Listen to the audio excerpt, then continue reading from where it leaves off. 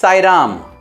During a lecture in a college, a professor held out a dollar note and asked all his students, "Who among you would like to have this note?" Everybody raised their hands. Next, he crushed that note in his hand, he crumpled it, and then held it up and asked, "Now that it is crumpled, who among you wants it?" Again, everybody's hand went up. Finally, the professor threw the note to the ground, stamped it, soiled it, dirtied it, again crushed it even more, then picked it up and asked, "Now tell me who amongst you wants this dollar note?" Once again, everybody's hand went up, because whatever you may do to dirty the dollar note, the value, the inherent value of the note remains the same. It is what is inherent that is more important than what is external. It is the inherent quality that is more important. And yet, we hear the term tainted money or bad money. Tainted money or bad money is nothing to do with the physical attributes of the money, but the moral and ethical attributes. Money can get tainted, wealth can become bad in two ways. One, with the way in which it is earned.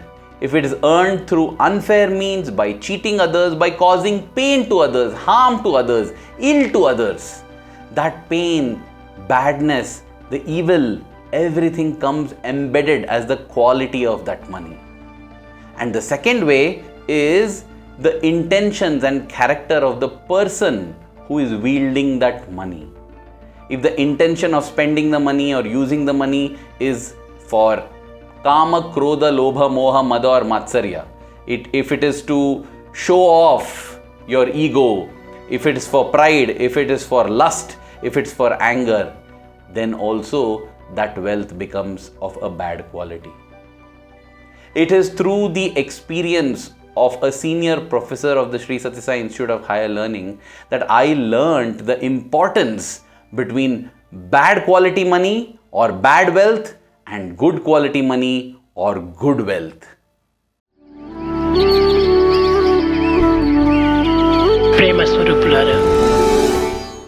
Before I begin, let me convey my heartfelt gratitude and respects to Professor Sudhir Bhaskar for having narrated this beautiful personal episode.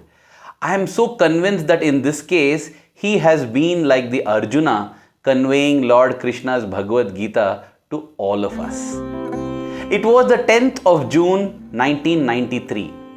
Along with Professor Sudhir Bhaskar, all the other teachers of the university were seated in the veranda. They wanted to seek Swami's blessings for initiating 2 new courses in the institute. Swami came for darshan from his new residence, the back area of the Purna Chandra auditorium, and therefore he walked in from the ladies' side and then moved through the gents' side and then came to the veranda. And seeing these teachers, he blessed them profusely to initiate both these courses. But after that, he granted a special blessing to Professor Sudhir Bhaskar and another professor, Professor Prabhakar Rao. He told both of them to walk behind him. And that was the beginning of nearly a decade of great opportunity for these 2 professors as they walked behind Swami, assisted him, collected letters and did all his bidding immediately.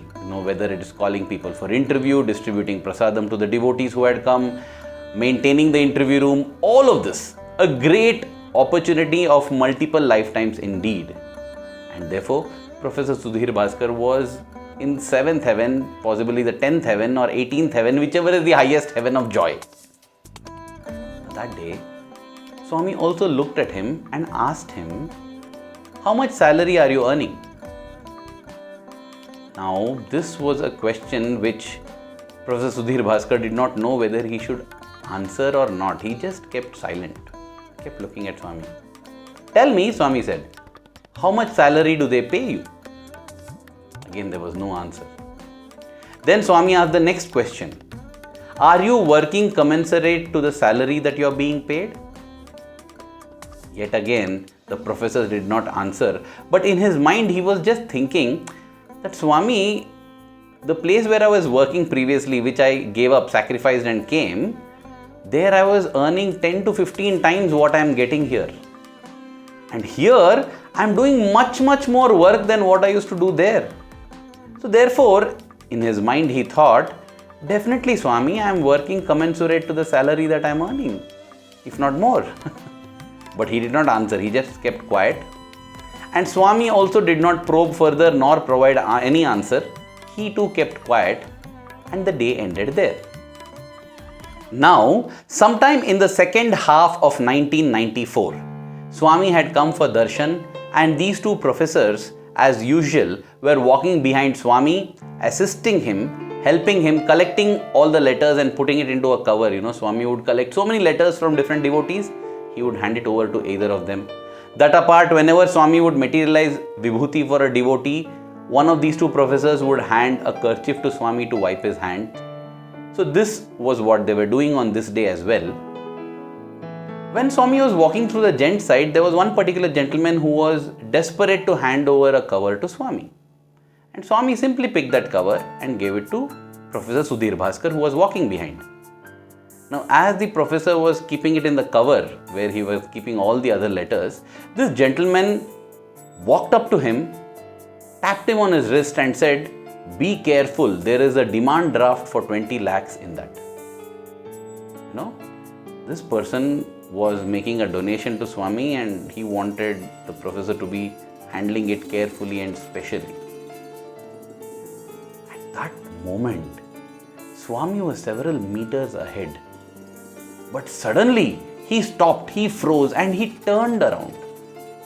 How could he have heard what this gentleman had whispered? Yet Swami walked back to Professor Sudhir Bhaskar, asked him for that envelope, took it and dropped it back in the lap of the person who had given it, turned around and walked on. The two professors continued to walk behind Swami. Towards the end of the darshan, Swami collected a brown envelope from a young lad. And then he turned to Professor Sudhir Bhaskar, gave it to him and said, "Keep this carefully." And so, instead of keeping that brown cover along with all the other letters in the plastic bag that he was carrying, he put it in his pocket. The darshan rounds got completed. Swami went into the interview room, and there he called Professor Sudhir Bhaskar and asked him for that brown envelope. He told him, "Open it up." When he opened it, Swami asked, "What is there inside that?" Inside was a letter.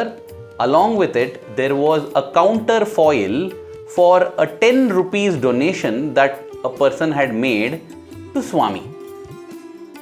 Swami said, "Once a month, that boy gives up his lunch and donates his lunch money to Swami."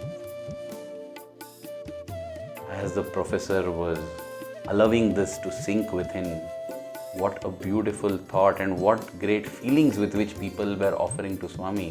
Swami then said, "Daan kanna naku idi mukhyam," meaning more than that, this is important for me. Obviously, Swami was referring to the previous hefty demand draft of 20 lakhs. Then Swami added a sentence which, even as I'm sharing it, I get goosebumps, and it is for this I'm so grateful to the professor for having shared it. Swami told him, "It is from this money that I am paying all your salaries." Even as Swami said that, the professor's mind went back to nearly a year ago when Swami had asked him, "Are you working commensurate to the salary that you get?"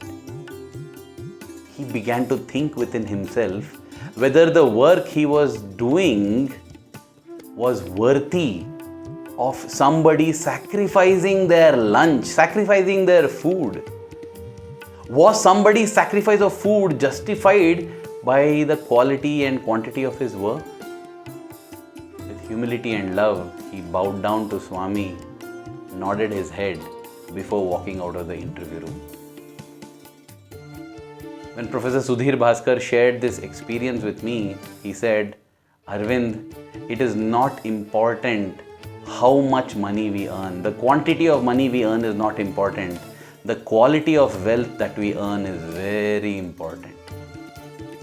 Dear brothers and sisters, it is the nobility, the goodness, the character in the money that converts it into wealth. Otherwise, it's of no use absolutely. On the 31st of March 1996, in his discourse at the Sai Ramesh Hall in Vrindavan, Swami mentioned how it is very important for every student of his, not a university student, not Satya Sai Institute of Higher Learning student, but a Sai student, a person who considers himself or herself as a student of Sai. Swami said it is so important for a Sai student to only focus on work and earn money in a very noble manner.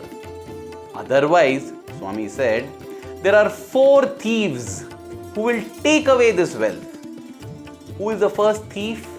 Swami said that is natural disasters and medical and health issues. Money that is wrongly earned will result in us facing disasters in our life, us facing health issues in our life. The second thief, Swami said, are your enemies and thieves themselves. You will be robbed and your enemies will take away your wealth if it has been earned in a wrong manner, if it is not noble money, noble wealth. The third, Swami said, is that your own family and relatives will tear you apart to take away that money. And the fourth, you will be paying hefty taxes and the government, that is the society in the form of government, will take away this wrongfully earned or wrongfully created money. See?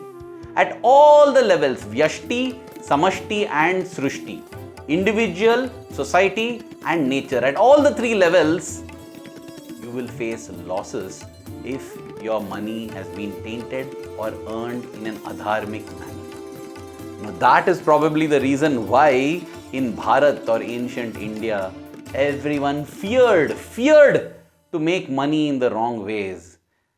These days, people forget, we forget, and we think only of the quantity of money, forgetting the most important quality of money, something which even Swami paid the greatest attention to. Let us be very careful in the way we earn our wealth, in the way we spend our wealth, and the intentions and motivations behind us earning and spending our wealth. Dear Swami, all the wealth that we have, may we use it to get closer and closer to you. Thank you. Jai Sai Ram.